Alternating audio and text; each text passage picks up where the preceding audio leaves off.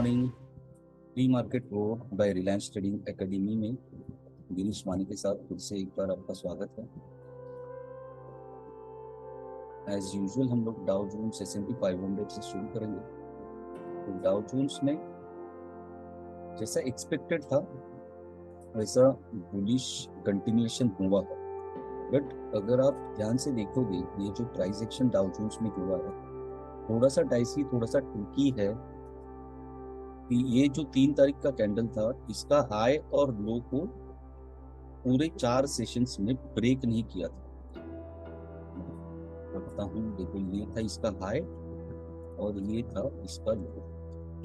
तो यहाँ से 3 तारीख के बाद से 1 2 3 4 दिन तक प्राइस उसी के अंदर टहल रहे थे। Consolidation, this was a phase of consolidation. Now this during the phase of consolidation जब प्राइस स्टैग्नेंट हो जाती है, रेंज बाउंड हो जाती है, उसमें दो ही चीज हो सकते हैं। या तो इंस्टीट्यूशंस बाइंग कर रहे हैं, जिसको हम लोग एंड ऑफ द डे हम लोग क्या बोलेंगे जब पता चलेगा कि क्या हो रहा है, क्योंकि यहाँ पर पता नहीं चल रहा ना, इंस्टीट्यूशंस बाय कर रहे कि सेल कर रहे प्राइस को कंसोलिडेशन में। अभी बुलिश अगर ब्रेकआउट होता है तो इसे फिर हम लोग कहेंगे कि हाँ यहाँ पर एक्यूमुलेशन चल रहा था। वही अगर बियरिश ब्रेकआउट होता तो हम लोग मानते हैं कि यहाँ पर डिस्ट्रीब्यूशन हो रहा था। तो थोड़ा सा ट्रिकी सिचुएशन इसलिए है डाउ जोन्स के बारे में खास करके कि जो ऑप्शंस का डेटा है उसमें बियरिश प्रोविजंस जो है इंस्टीट्यूशंस ने बना के रखे हैं नीचे की तरफ 32,000 के आसपास के बियरिश प्रोविजंस बना के रखे, बट प्राइस एक्शन बोल रहा है कि ये बुलिश ब्रेकआउट हो गया है। इस 3 तारीख के कैंडल के ऊपर क्लोजिंग दिया है। अब उसके भी अंदर जाके अगर हम देखेंगे तो छोटे टाइम फ्रेम में देखेंगे तो यहाँ पर ब्रेकआउट तो हुआ है, भले ऊपर क्लोजिंग दिया था 4 घंटे के कैंडल में, बट वापस वहां से एक रिजेक्शन मिला है। तो इसलिए थोड़ा सा ट्रिकी सिचुएशन है। ये बेरिश रिवर्सल का साइन यहाँ पर मिल रहा है अगर if you go into even further smaller time frames. So that's why it is very you can से पॉइज्ड सिचुएशन। ओके, काफी इसमें ट्रैप होने का प्रोबेबिलिटी होता है। तो ये अगर ये सप्लाई जोन है तो ये रेंज होगी, ये रेंज होगी यहाँ से रेजिस्टेंस या सप्लाई जोन हम लोग आइडेंटिफाई कर सकते हैं। ऑब्वियसली आज और कल है ना, 14 तारीख का एक्सपायरी है, तो 14 तारीख तक पिक्चर ज्यादा क्लियर होगा। बट एज ऑफ नाउ मुझे ऐसा लगता है कि अगर फिर से डाउ जोन्स में किसी को अगर ट्रेड करना है तो एनीवेयर अराउंड 33,600 है ना, 33,600 या यहाँ पर जो गैप छूटा है तो 33,570 से लेके 600 के बीच में अगर एंट्री मिलती है तो जो भी डाउ जोन्स में ट्रेड कर रहे होंगे उन लोग को एक लॉन्ग अपॉर्चुनिटी यहाँ से मिल सकती है। It looks as if this is a bullish break, but obviously stop loss लगा के ट्रेड करना पड़ेगा, क्योंकि मैंने जैसा कहा पॉइज्ड सिचुएशन है, थोड़ा क्लैरिटी कम है पिक्चर में, क्योंकि ऑप्शंस का डेटा भी ऑपोजिट साइंस दिखा रहा है। Same is the case with S&P 500 also. It is like clearly it was scene कि एक बार ये कैंडल बनी थी 31 मार्च, फिर उसके बाद में ये रेजिस्टेंस जोन के ऊपर गया था, फिर यहाँ पर ये जो कैंडल बनी थी ये itself like this is sort of you can से बियरिश एंगल्फिंग।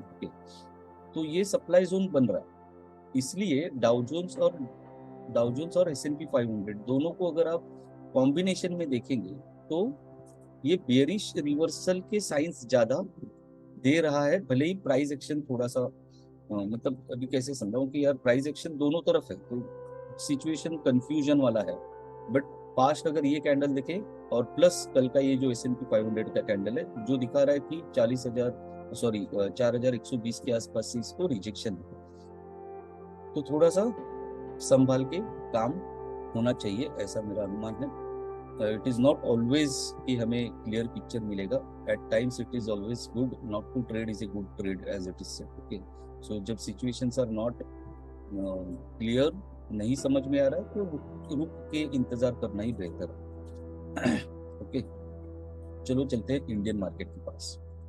तो निफ्टी ने कल सरप्राइजिंगली गैप अप, ना सिर्फ गैप अप किया बट गैप अप करने के बाद में बुलिश कंटिन्यूएशन भी दिया, स्मॉलर टाइम फ्रेम्स में देखेंगे, बट यहाँ पर सिचुएशन ऐसा था कि गैप अप करने के बाद में फिर एक रीटेस्ट हुआ और फिर बुलिश कंटिन्यूएशन हुआ।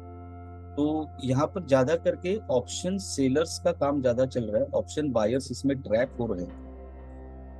वैसा देखा जाएगा तो ये रेंज बाउंड मार्केट ही रहा कल, जिसका शायद हमें कल के प्री मार्केट में मैंने कहा भी था कि मार्केट रेंज बाउंड हो सकता है।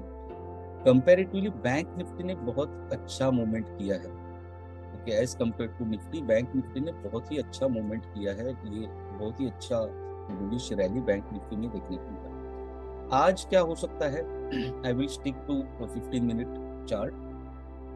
तो आज के ये जो लेवल्स मैंने आइडेंटिफाई किए हैं, 17,700 का pivot in the sense magnetic, हम जैसे मैं कहता हूँ उसको मैग्नेटिक लेवल है, यहाँ पर ज्यादा समय स्पेंड करेगा।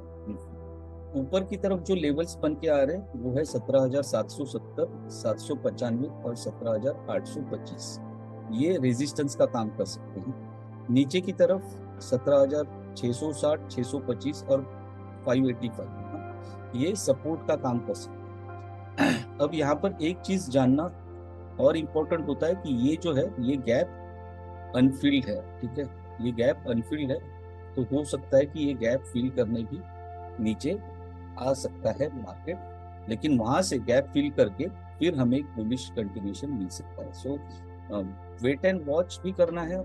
मार्केट ओपन होने के बाद 15-20 मिनट, आधा घंटा अगर कुछ भी नहीं करेंगे तो भी चलेगा, और फिर बाद में हमें क्लियर पिक्चर जब मिलेगा तब आराम से हम कोई पोजीशन बना के बैठ सकते हैं। But yes, as per the levels I have marked, अगर हमें नीचे यहाँ पर कहीं भी एंट्री मिलती है तो यहाँ से हम लॉन्ग पोजीशन इनिशिएट कर सकते हैं। अगर लॉन्ग पोजीशंस ऑलरेडी होल्ड है तो ये जो 3 लेवल्स मैंने मार्क किए हैं, यहाँ पर आने के बाद में हम लोग स्टॉप लॉस ट्रेल करेंगे। As I said yesterday also कि अगर बुलिश ब्रेकआउट इन रेजिस्टेंस को तोड़ के भी मार्केट अगर ऊपर गया तो it can be a very strong bullish rally, and we are in like sort of you can say bullish, हमारा ट्रेंड अप ट्रेंड में है मार्केट, तो ट्रेंड कंटिन्यूएशन हो सकता है, बट सावधानी के साथ में स्टॉप लॉस ट्रेल करके हमें ट्रेड करना। बैंक निफ्टी में कल बहुत ही दमदार काम हुआ है। तो बैंक निफ्टी के लिए 41,300 एक मैग्नेटिक लेवल पिवोट का काम करेगा। ऊपर की तरफ 41,511, 555 और 610 ये रेजिस्टेंस होंगे।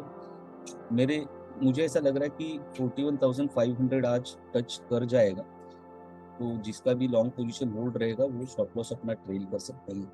नीचे की तरफ 41,170, 41,100 एंड 41,030 ये सपोर्ट का काम कर सकते हैं। अगर ज्यादा ही बियर्स एक्टिव हो गए तो 40,950 से लेके हमें 40,800 तक ये गैप फिल करने के लिए भी मोमेंटम मिल सकता है।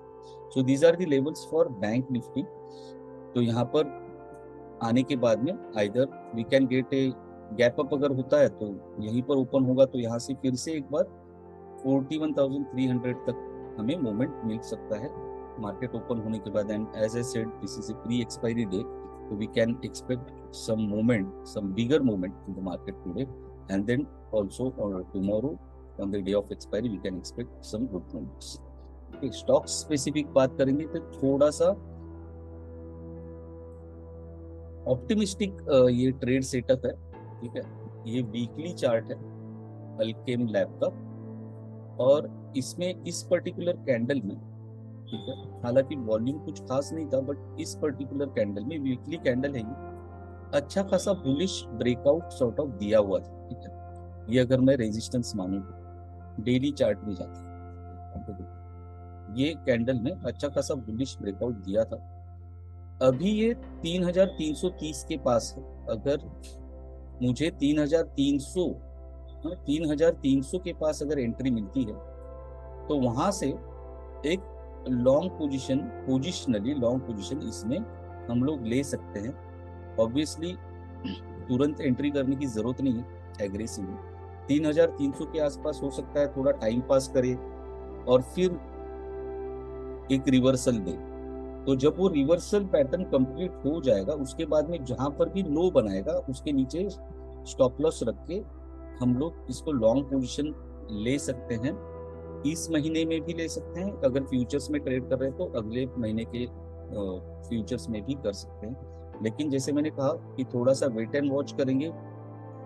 यहाँ से यू टर्न, जैसे देखो यहाँ पर कैसे यू टर्न हुआ ना, ठीक है, तो हो सकता है 1-2 दिन 4 दिन हफ्ता इसमें चला जाए ये यू टर्न लेने के लिए।